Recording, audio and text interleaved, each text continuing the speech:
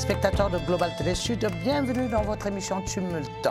Aujourd'hui, nous parlons du sommet de la francophonie. Quelles leçons en tirer? Après donc des décennies d'existence, cette organisation qui a eu sa naissance par la volonté de Bourguiba de la Tunisie, de Senghor du Sénégal et de Aimé Césaire des Antilles.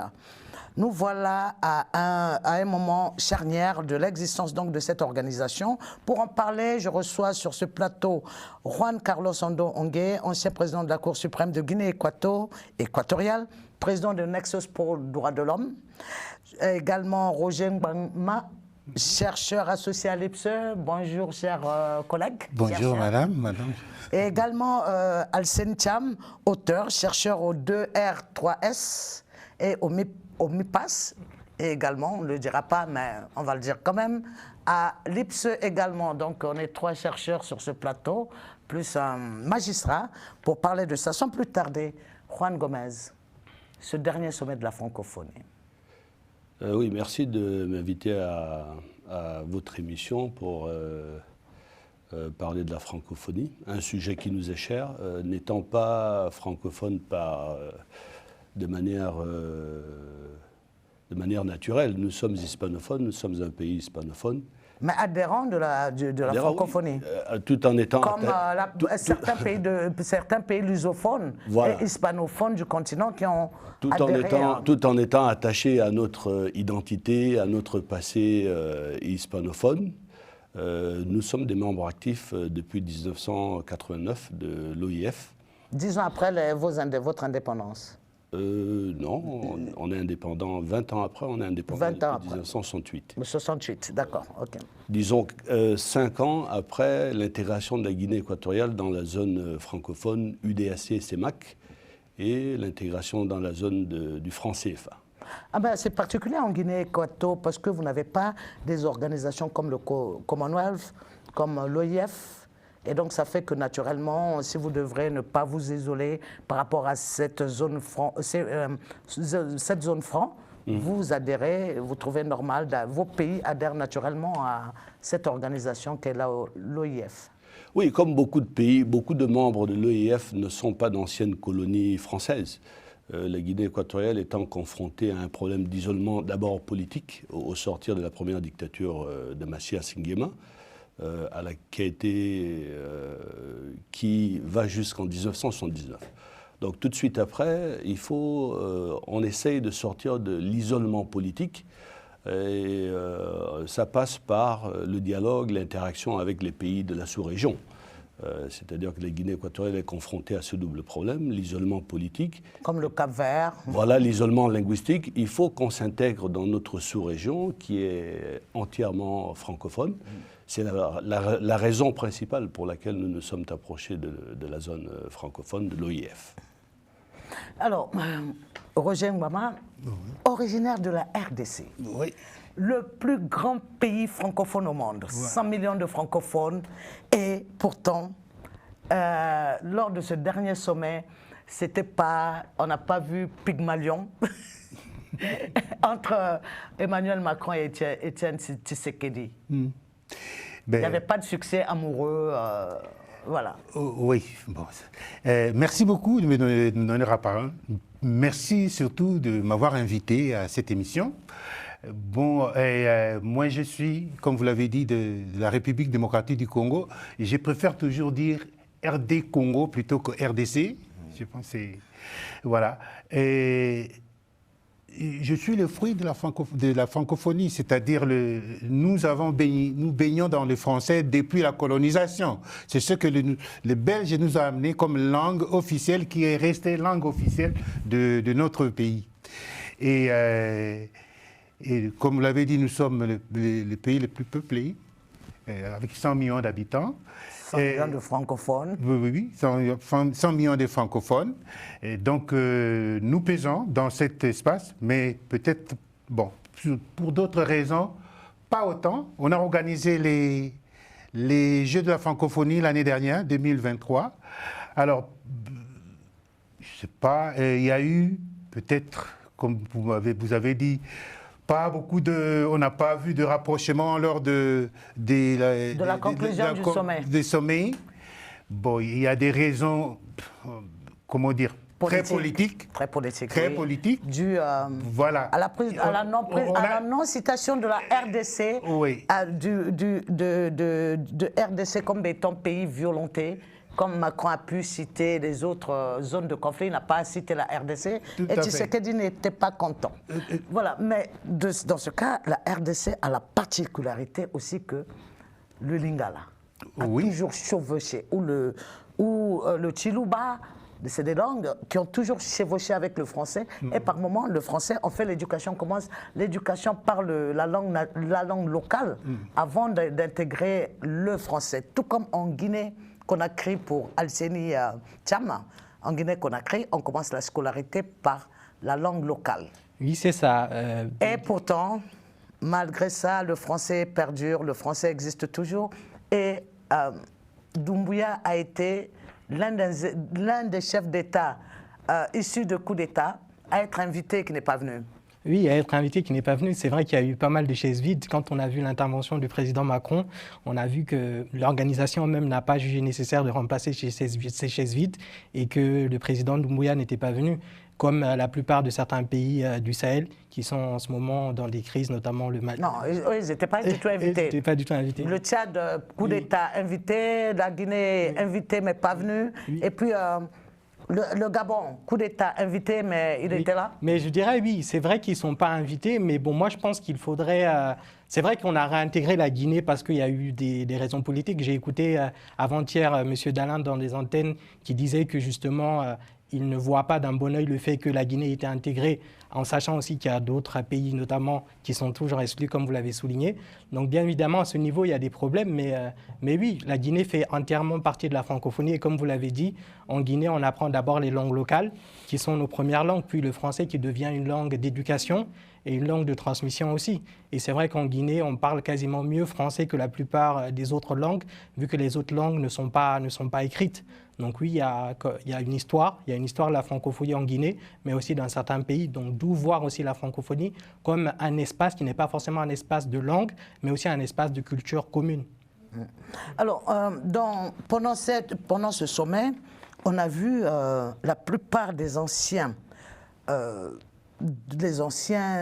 habitués de l'Élysée être absents. Je veux parler de Sassou Nguesso, de Paul Biya, et du président de la Guinée équatoriale aussi, alors que ce sont aujourd'hui les notables les présidents des notables africains qui ont été absents. En quoi pouvez-vous l'expliquer?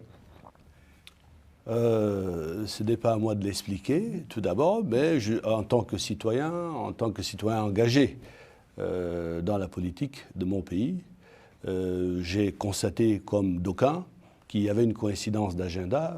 Notre président a snobé l'Assemblée générale de l'ONU pour participer à la semaine énergétique à Moscou, pour renforcer l'idée, pour faire voir qu'il y a un véritable basculement vers l'axe sino-russe.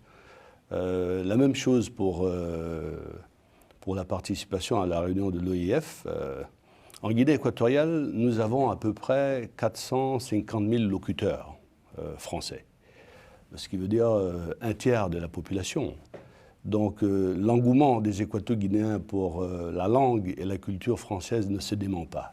Je pense qu'il aurait été de bon aloi d'honorer cette invitation, d'être présent, d'assister. Mais et Paul Biya, alors qu'on entend des rumeurs sur lui, qui serait même mort alors qu'il n'est pas parti. On l'a vu, il est parti en Chine, il est parti à l'ONU et il n'a pas pu venir. Il n'est pas parti à l'ONU, il n'a pas pu venir à la francophonie.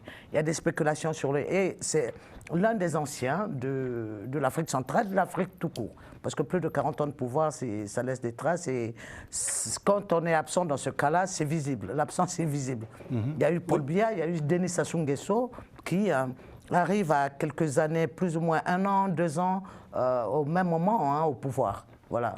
Oui, dans notre cas, il y a manifestement une intention de bouder l'événement. Peut-être que certains points d'achoppement subsistent dans la relation bilatérale France-Guinée équatoriale, mais je pense qu'il faut forcément séparer les contingences politiques du problème de l'appartenance à la francophonie. Oui, mais d'accord. Moi, je veux voir l'aspect pas isolé de la Guinée-Équato, mais de voir que 3 voisins, Congo, Cameroun, Guinée-Équato, et les 3 plus anciens au sommet de leur État, qui sont au même moment absents à cet événement. Qu'est-ce que vous en pensez? Si vous devrez spéculer sur leur absence, qu'est-ce que vous direz? Dans le cas s'agissant du Cameroun, il ne faut même pas spéculer. Je crois qu'il y a coïncidence d'agenda. Il y a eu un communiqué officiel du gouvernement camerounais qui explique, qui informe l'opinion publique de l'indisponibilité de Paul Biya pour des problèmes de santé. Donc j'en déduis que son absence de l'événement est liée peut-être à son état de santé. Concernant le président Sassou, nous n'avons pas reçu d'informations officielles qui justifieraient son absence. S'agit-il d'un problème d'agenda? Nous ne savons pas, mais bon, tant que nous n'avons pas d'éléments pour conclure qu'il s'agit d'un boycott de l'événement, nous ne pouvons pas l'affirmer. Voilà, la langue française, justement, pour nous qui sommes nés après les indépendances, on l'a trouvée quand même oppressive. Je ne sais pas comment nos aînés l'ont vécu, parce que quand on faisait une faute à l'école, quand on n'avait pas parlé le français, on avait le symbole, on était frappé pour des fautes de dictée, ainsi de suite. Or, ceux qui sont nés après dans les années 60 auront 70 ans. Est-ce que on pourra dire que nous avons affaire aux derniers, les dernières personnes nées avant les indépendances ne seront plus de ce monde-là, et est-ce que ça va diminuer l'envergure de la langue française ou le renforcer par rapport à justement la vivacité donnée à cette langue-là par les introductions de mots locaux de chaque pays?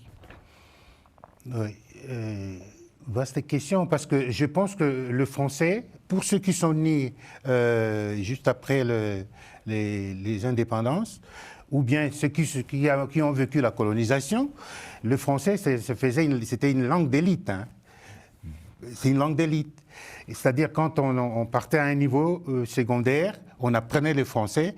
Et moi qui vous parle, j'ai appris, ma formation de base, c'est la littérature, donc les lettres. Et c'est une belle langue, c'était une langue de culture. Et je pense que ça va rester, mais peut-être que l'influence va diminuer un peu à cause de concurrence des autres langues, comme l'anglais, comme l'anglais, des langues de travail, des langues de sciences.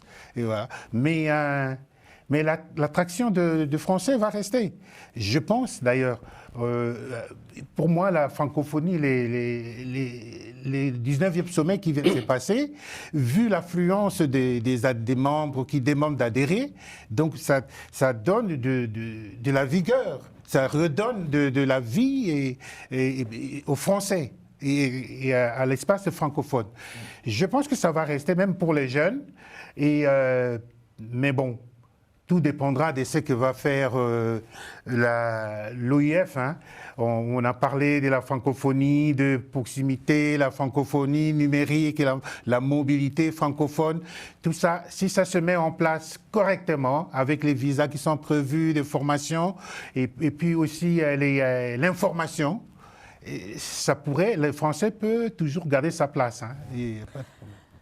L'Académie africaine des langues, l'Académie des langues africaines a introduit, créé, et dont le siège se trouve à Bamako, créé je crois en 2002 ou 2003, a dit que les langues de la colonisation sont devenues des langues africaines. Le français, l'arabe, l'espagnol, le portugais, ainsi de suite, sont devenus des langues françaises, des langues africaines.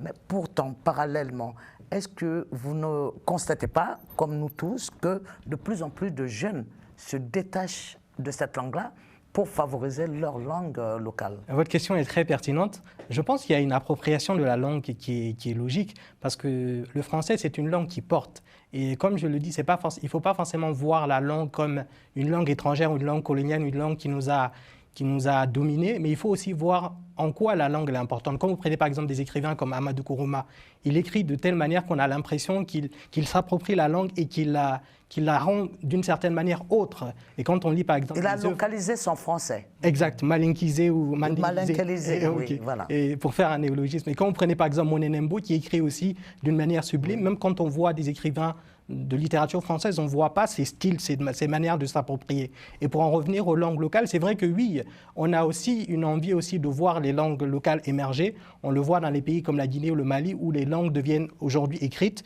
comme par exemple le Pulaar ou même le Mandingue aujourd'hui. Le Nko déjà, il y avait le Nko. Oui. Donc oui, je pense qu'à ce niveau, mais je pense que les langues peuvent cohabiter et qu'on peut avoir le français qui va vivre aux côtés des autres langues, même si bien évidemment, je pense que le français est aussi une langue d'éducation, une langue de transmission.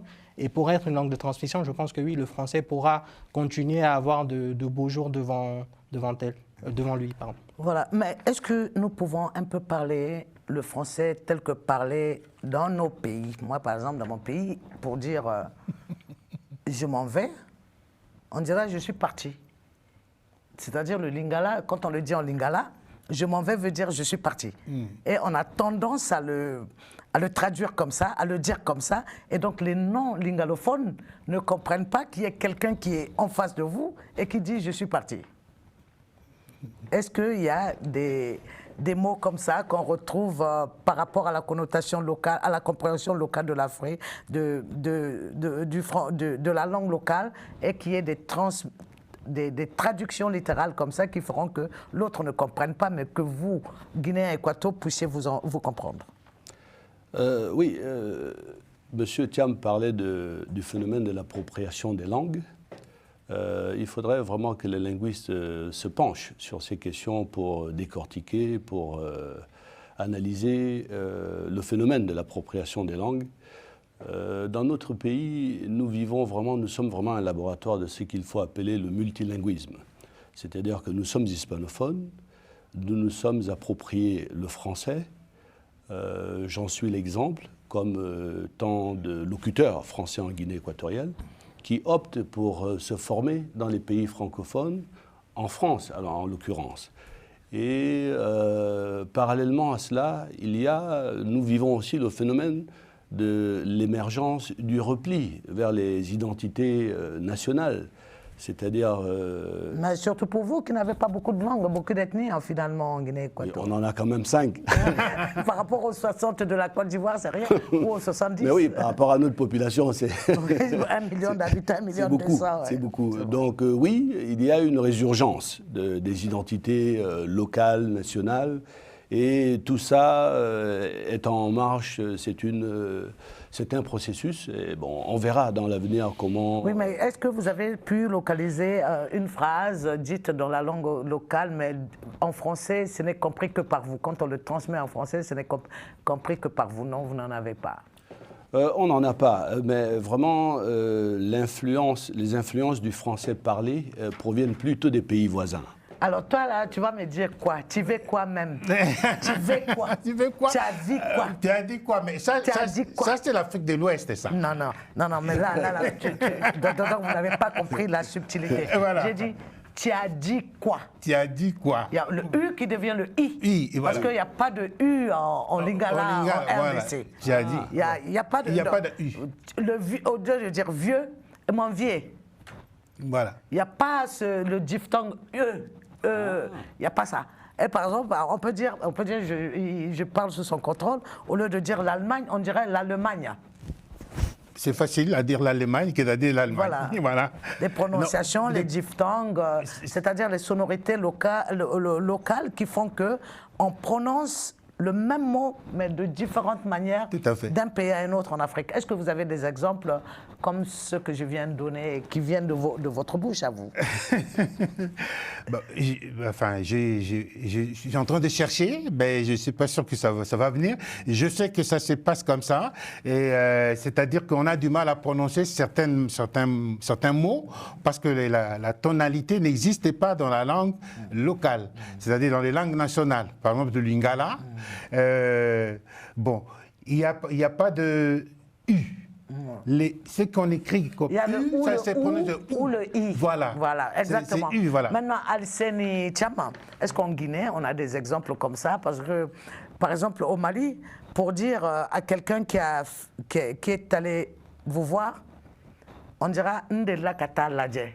Je suis déjà allé le voir si on le traduit en bon français, mais si on le traduit mot à mot, ça veut dire j'ai l'habitude d'aller le voir, alors qu'on n'y allait qu'une fois. Oui. Est-ce qu'il y a des exemples comme ça? Oui, c'est comme par exemple pour dire comme une personne m'exaspère, en français guinéen entre guillemets, on dira ah dis donc. Et c'est vrai que ces expressions comme ça, j'ai pas du tout l'habitude de les voir dans un français classique ici, mais il y a quelques expressions comme ça, ou même oncle.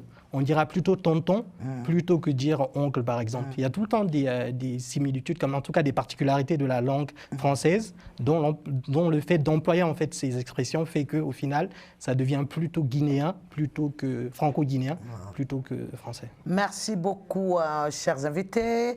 Nous allons quitter nos téléspectateurs pendant quelques minutes, quelques secondes, avant de revenir dans la deuxième partie, la deuxième séquence de Tumulte sur Global Africa Télésud.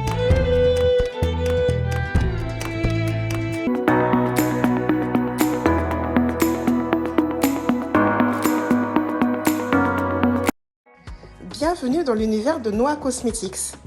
Nous vous proposons une gamme de produits à base d'ingrédients naturels, des produits mixtes adaptés pour la peau, les cheveux et le visage, et également pour toute la famille. Nous avons également une chaîne YouTube où nous recevons des professionnels et des passionnés du domaine du bien-être et de la bienveillance avec qui nous partageons leurs précieuses connaissances. Rejoignez-nous sur tous nos réseaux.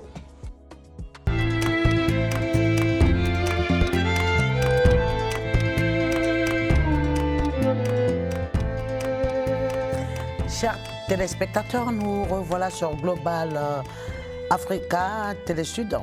Dans votre émission Tumulte, mêmes invités sur le même plateau. Alors, dans cette phrase, nous allons parler, Juan Carlos, de la dimension politique issue de la déclaration de Bamako avec Boutros Boutros-Ghali, l'Égyptien qui avait pris à cette époque-là la tête de l'Organisation internationale de la francophonie. Qu'est-ce qu'on peut retenir de la dimension politique introduite par la francophonie, qui était d'abord un objet culturel, de partage de culture, et tout simplement au départ? Oui, à la base, c'est une organisation intergouvernementale qui œuvre à promouvoir le partage de la langue et de la culture française, en sachant que au travers de la langue se véhiculent des valeurs universelles. La démocratie, les droits de l'homme, la liberté politique, essentiellement. Donc oui, à partir de 2000, l'organisation prend conscience qu'elle ne devrait pas se cantonner à jouer un rôle de vecteur d'expansionnisme économique, parce que la finalité, l'impact direct d'une organisation internationale à vocation culturelle et linguistique comme l'OIF, elle produit cet effet-là, de créer une attractivité autour de l'identité française, de la langue française, de la culture française, qui fait en sorte qu'il y ait un investissement massif des industries, des sociétés françaises dans le pays, etc. Et donc, bon, il s'agit bien sûr de pays dans lesquels, s'agissant des pays africains en particulier, des pays qui connaissent de graves crises de gouvernance depuis la post-indépendance.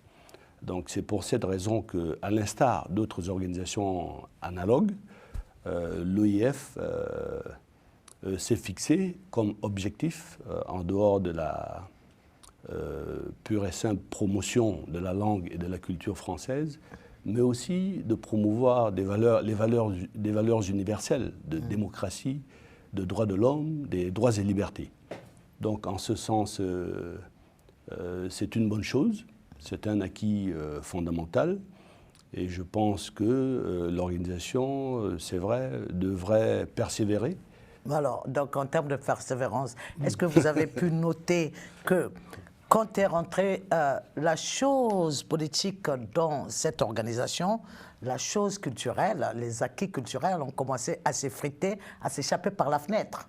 On constate qu'il y a moins d'interactivité, moins de visas, moins d'aide au développement vers l'Afrique, moins qui a causé des désagréments comme le désœuvrement de certains jeunes qui se sont retrouvés massivement sans emploi sur le continent parce que l'aide dans cet espace vers l'Afrique était tellement omniprésente que lorsqu'il s'émassit, les effets sont là. Est-ce que vous avez constaté ce dont je viens de vous dire ou pas ? Oui, moi, l'aspect sur lequel je vais m'appesantir, c'est l'influence de la France-Afrique, parce que c'était une manière pour la France, depuis De Gaulle et avec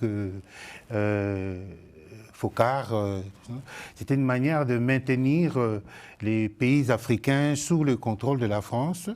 Bien sûr, sans pouvoir favoriser... Comme la francophonie a quand même été créée par des non-français. Oui, bien sûr. L'origine n'est pas française de la francophonie. Bien sûr. Alors, comment faites-vous le lien entre francophonie et France-Afrique alors ?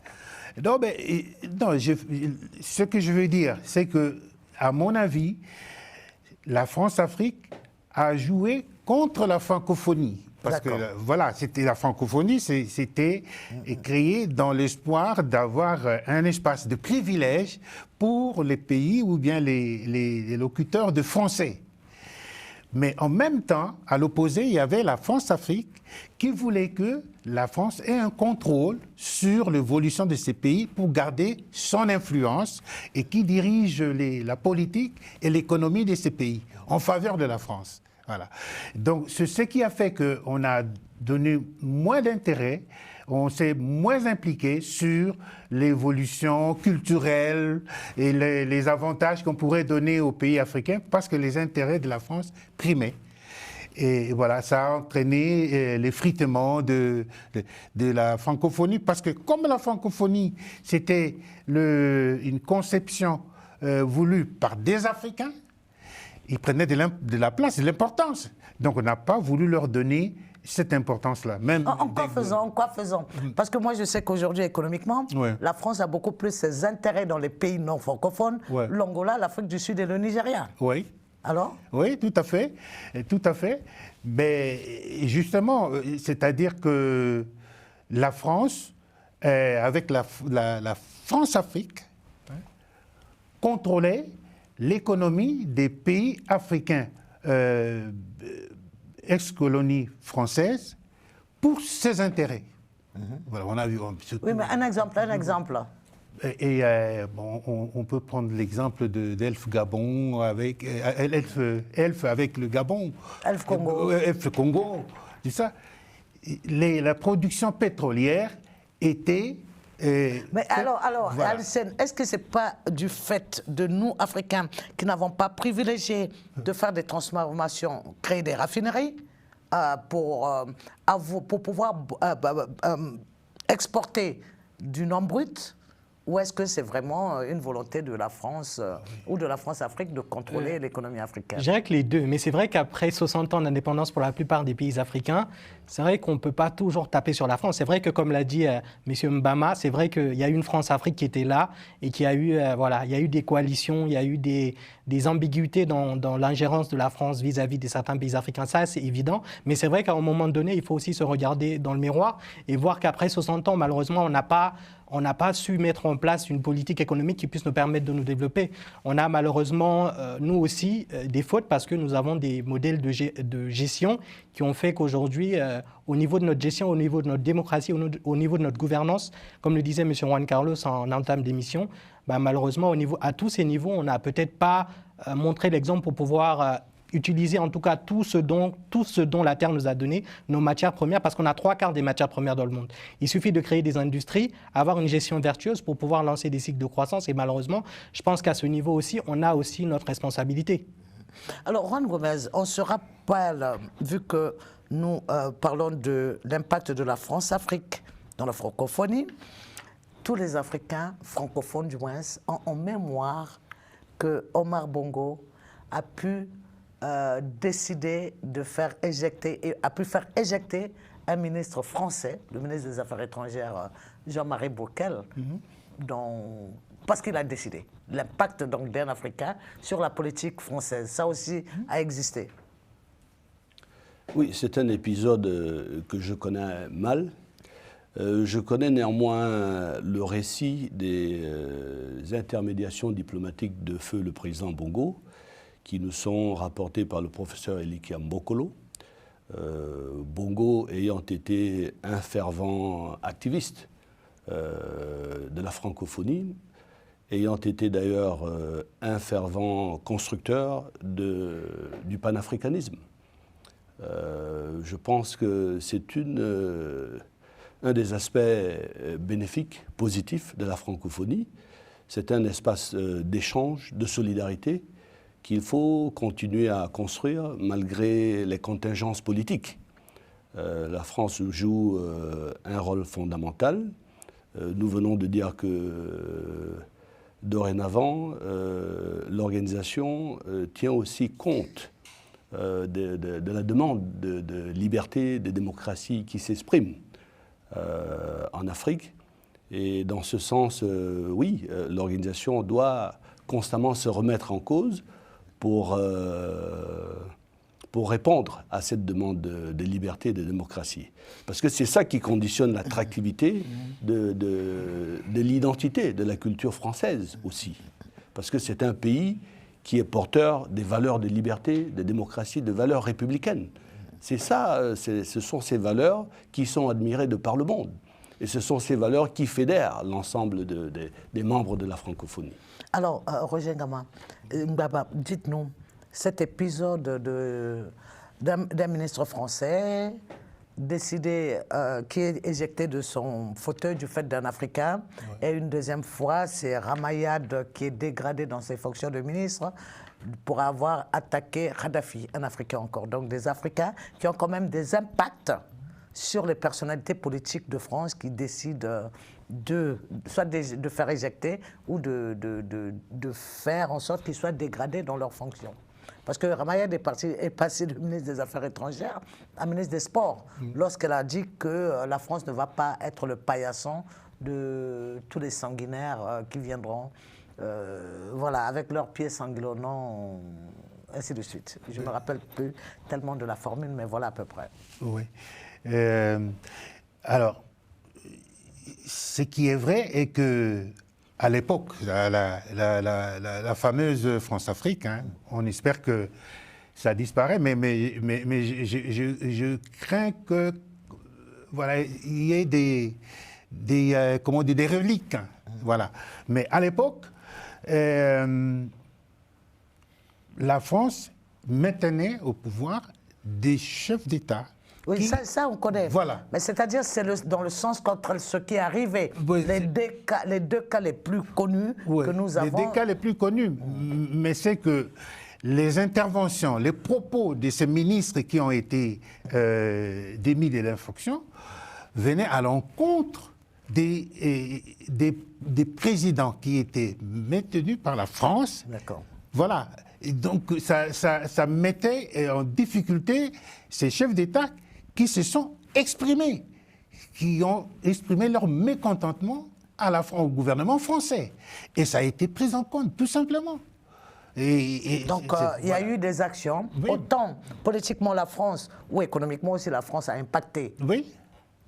Certainement pas toujours dans le bon sens, oui. Sur les Africains. Les Africains aussi, en retour, quelques-uns oui. ont pu impacter. Absolument, mais même fortement. Ouais, même fortement, voilà. Donc c'est ça qui a fait que, voilà, par moments, le gouvernement français était obligé de se débarrasser de certains ministres ou bien de rétrograder parce que ces ministres-là mettait en mal les relations qui existaient entre l'État français et certains États africains. Voilà. Alessène, est-ce qu'on va dire que, pour finir cette séquence-ci, est-ce qu'on va dire que la politisation, la démocratisation même, par Boutros Ghali, a réduit l'espace culturel, les visas entre la France, l'Afrique, certains pays en tout cas, et l'espace culturel aussi, parce qu'est-ce qu'on se rend compte que les artistes ne se meuvent pas tout à fait. Il y avait le festival de Limoges, il y avait le festival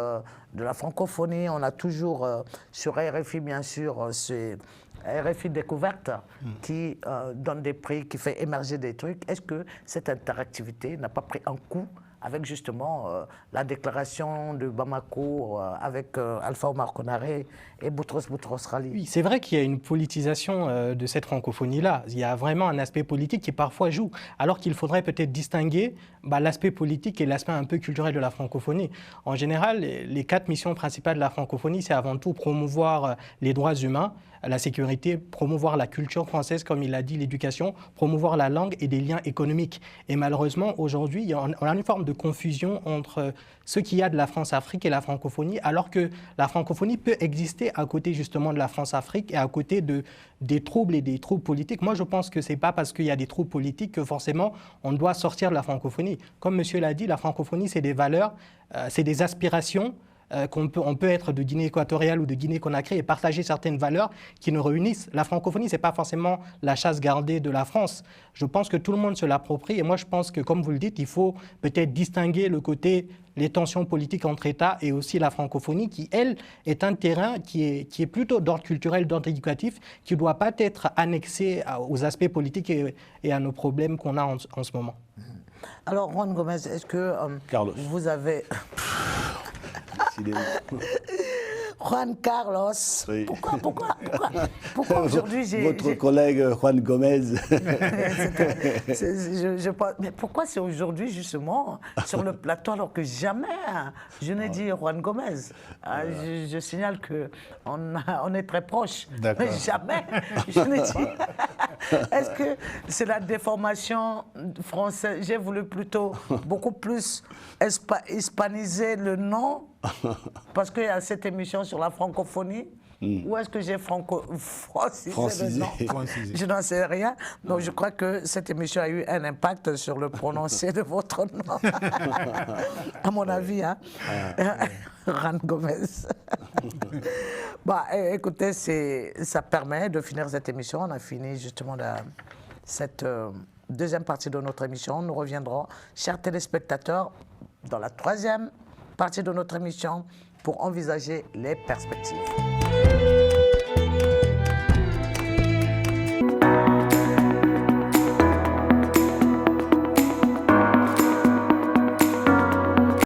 Bon, enfin, c'est vrai, j'ai un peu traîné sur Internet la semaine dernière. Ah. Je suis tombé sur des codes craqués. Mais moi, j'ai pas craqué, hein. Bravo. J'ai tenu bon. Je suis fier de vous. Je tiens bon. C'est bien. Merci à vous, qui soutenez la création en regardant légalement vos films et vos séries. Je tiens bon, je tiens bon, je tiens bon.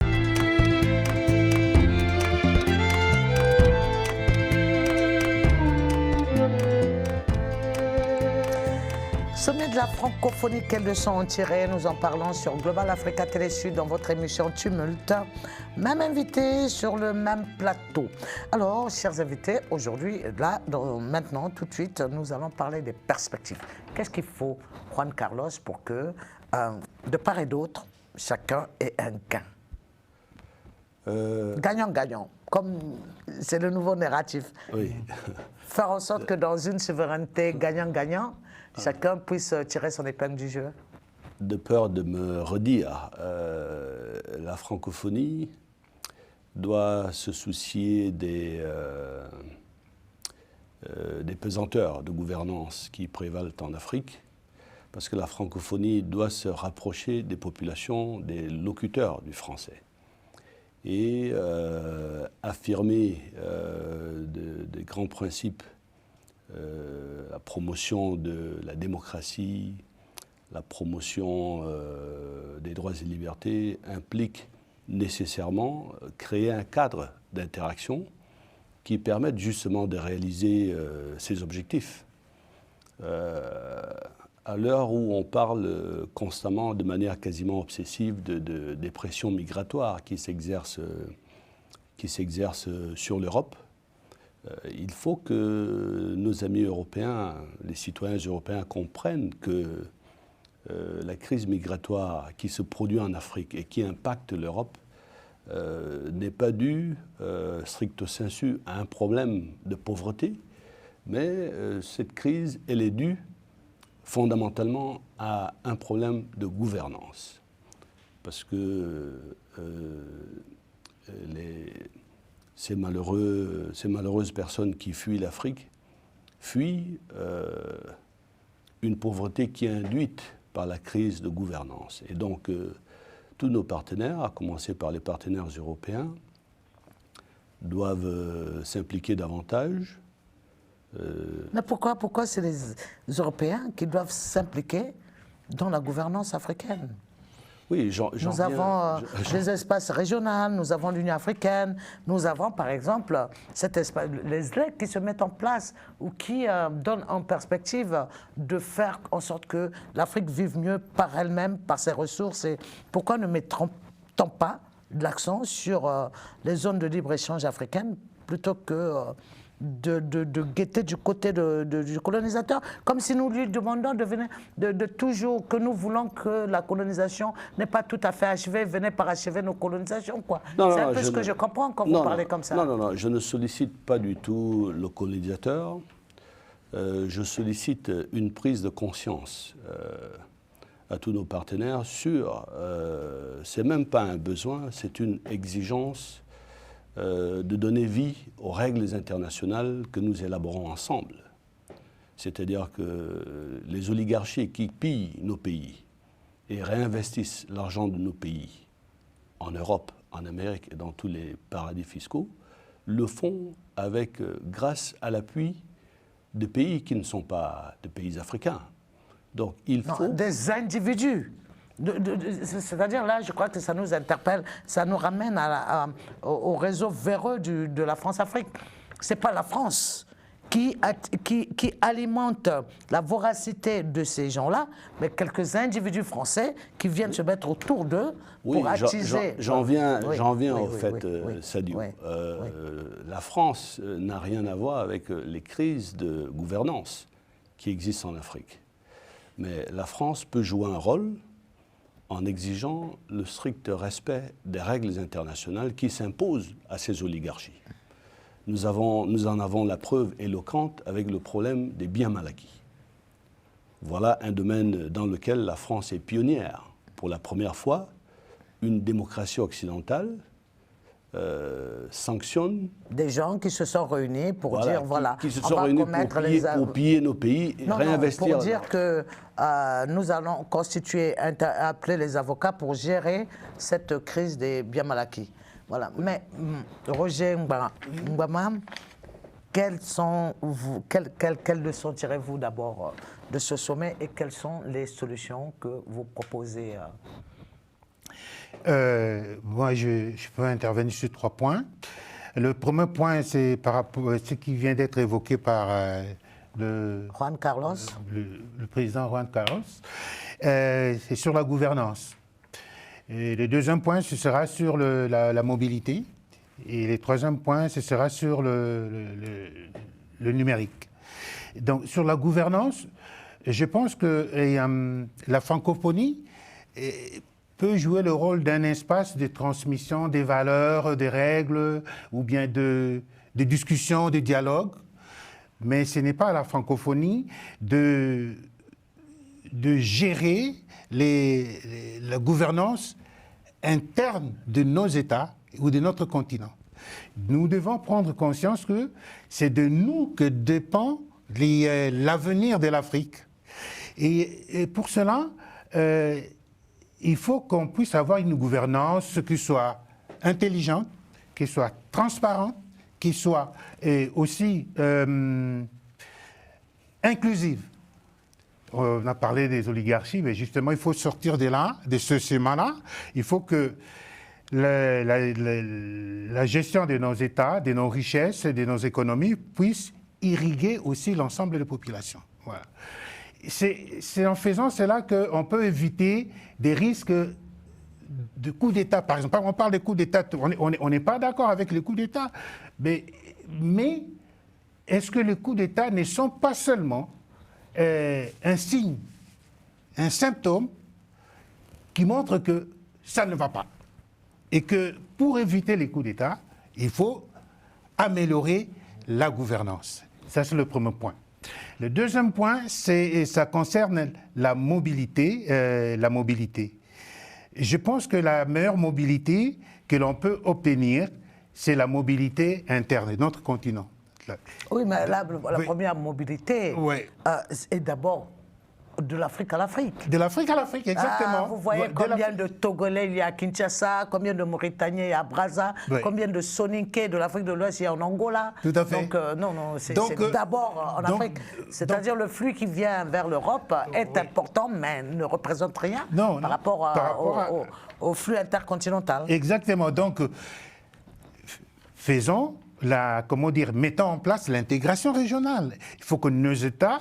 Ah oui, mais l'intégration régionale, la CEDEAO, la CEMAC, la CAC, l'IGAD, la SADC, c'est tous des instruments d'intégration régionale. Oui, mais que ce ne soit pas seulement institutionnel, il faut que ce soit mis en pratique. Oui, mais non. Ça, c'est narratif. Attendez, je vais vous expliquer. Comme moi, je prends ma voiture, je l'ai fait, du Bénin jusqu'à Bamako, la CEDEAO est pour moi. Oui. C'est pas pour les États, ça, c'est pas pour les dirigeants. C'est quand je ne paye pas de douane entre Conakry et le Niger, ça s'adresse à moi, peuple de la... personnes vivant dans cet espace. Tout à fait. Donc, non. Moi, je ne comprends pas ce narratif qui veut qu'on voit la CEDEAO comme un instrument des dirigeants, un syndicat de dirigeants qui n'a pas d'effet sur les populations. Oui, mais c'est ça. C'est-à-dire que les institutions ont un rôle de régulation. Doivent réguler et en même temps aider aux populations de prendre conscience de leurs responsabilités. Donc c'est ça qu'on peut attendre des institutions. Mais ce qu'il faut faire, c'est surtout activer sérieusement la mobilité des proximités, des frontières et puis la prise de conscience de l'intérêt que l'intégration régionale présente pour les populations. Voilà, ça c'est le rôle de l'État, d'éduquer la population dans ce sens-là. Ça, c'est le deuxième point. Le troisième point, c'était, je voulais parler des numériques, de la mobilité numérique. Le numérique, c'est une opportunité pour développer les activités économiques et culturelles autres. Mais par rapport à nos populations qui n'ont pas beaucoup de moyens, qui sont démunis et qui n'ont pas une grande éducation, je pense qu'il faut prendre en charge cette exigence d'information. Il faut bien informer ces populations. Il faut former les gens à la nouvelle technologie et puis trouver des moyens et des financements pour pouvoir mettre en place les applications numériques et pour que ça soit au profit des populations. Parce que moi, je suis parti au Congo-Kinshasa, jusque dans ma province, plus loin. Dans les villages, j'ai vu... Quand tu arrives là-bas, tu vois les populations qui ont envie d'avoir les portables, l'Internet, tout ça, l'ordinateur portable, mais qui utilisent ça comme des objets pour se vanter, juste pour se photographier.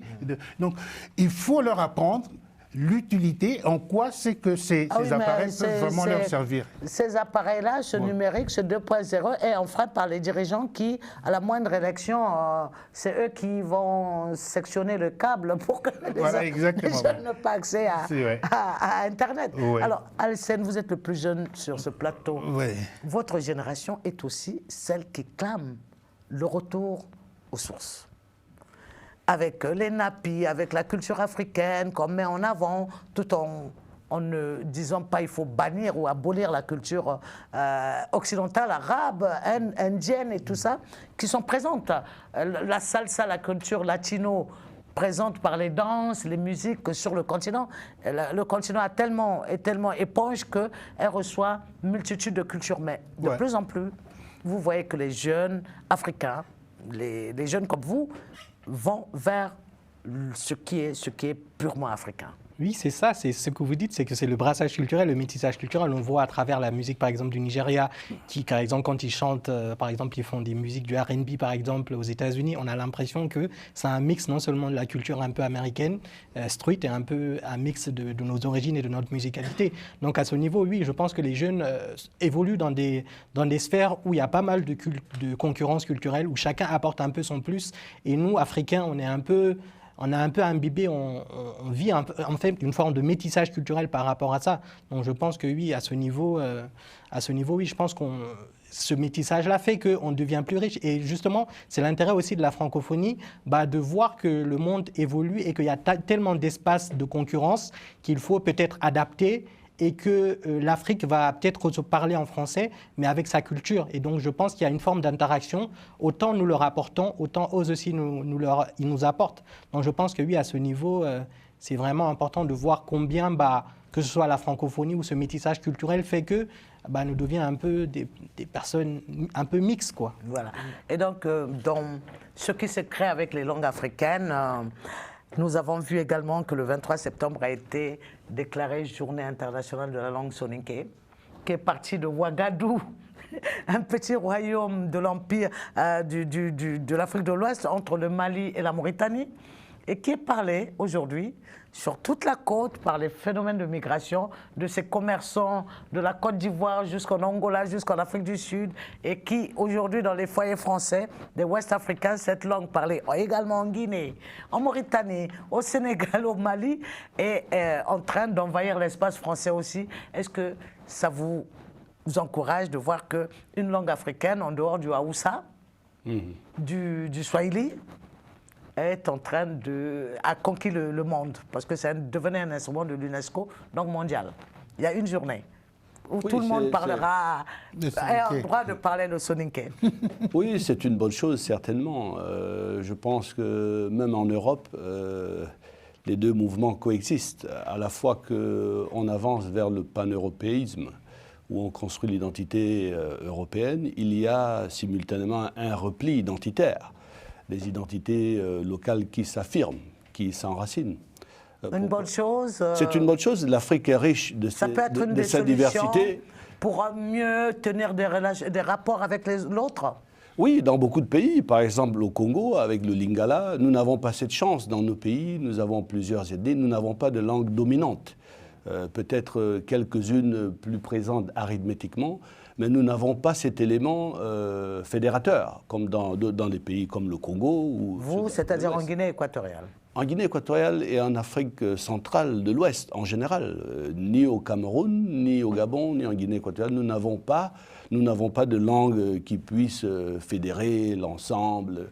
Comme le sango en Centrafrique. Le français devient la langue dominante. Malgré la présence du djoula transformé en ouchi, qui a donné autre chose. Alors, donc, votre dernier mot par rapport à l'émission qui tire vers sa fin, Robert Ngwama. Oui, alors, je voulais dire une seule chose, c'est que je veux reprendre cette expression de Léopold Sédar Senghor, notamment par rapport à la langue soninké. Mais c'est normal, parce que nous sommes dans un monde de donner et de recevoir. C'est une façon pour l'Afrique de donner dans ce monde. Ça part. Voilà, multiculturel. De contribuer à l'universel. De contribuer à l'universel. Alors Oui, j'emboîterai le pas aussi. Et je dirais que forcément, on a des langues locales et ces langues locales doivent vivre aux côtés du français et des autres langues occidentales. Et je pense que oui, on a de la richesse, on a du vocabulaire, on a des expressions et ça nous identifie. Donc je pense que les langues, entre guillemets, coloniales ne vont pas nous dominer, mais elles vont vivre à côté des autres langues locales qui vont, je pense, exister aussi et cohabiter avec le Lors français. de la visite de Macron à Bandal, pour ne pas dire à Kinshasa, il a dit « mbote » en lingala, ce qui est rare pour les dirigeants français, de langue française, depuis la création par les Francs de Belgique, du français et de sa langue. On a rarement vu un dirigeant français intégrer nos langues, dont sa façon de parler, dans une partie de sa culture, alors qu'on sait que ces cultures sont interpénétrées, ni dans les manuels, ni dans les attitudes des dirigeants français. On ne voit leur part de l'Afrique. Oui, on voit leur part de l'Afrique. Chirac aussi était quelqu'un qui aimait pas mal aussi la France. Oui. L'Afrique, pardon. Oui, qui aimait, mais on ne voyait pas, il ne portait pas cette part physique de l'Afrique. On ne le verra jamais pas porter un pagne, une chemise en pagne africain, oui, comme nous portons leur cravate. Vous êtes tous les trois là à porter des cravates. C'est vrai que Emmanuel Macron... Je suis la seule avec un signe africain de mon foulard quand même. Oui, c'est vrai que... Mais vous ne verrez pas un président français. C'est vrai qu'il est très avec la jeunesse, notamment avec les artistes congolais. Et il est musicien d'ailleurs congolais. Donc je pense que oui, il a ce côté africain aussi en lui. Oui, je pense que la jeunesse actuelle française est assez proche des cultures populaires africaines. Bon, moi j'ai beaucoup d'espoir en ce sens. Les jeunesses européennes, la culture africaine est de plus en plus connue, ne fût-ce que musicale, vestimentaire, etc. Merci beaucoup, c'est la fin de cette émission. Nous avons parlé donc du sommet de la francophonie, quelles leçons en tirer.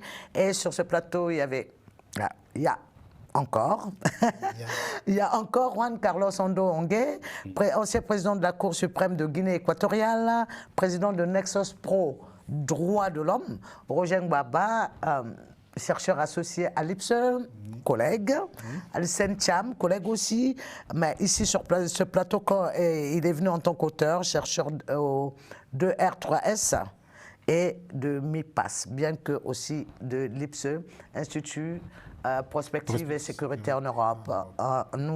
Pour notre part, nous les Africains de cet institut, nous disons que il ne saurait y avoir de paix dans le monde tant que l'Afrique va connaître des tumultes.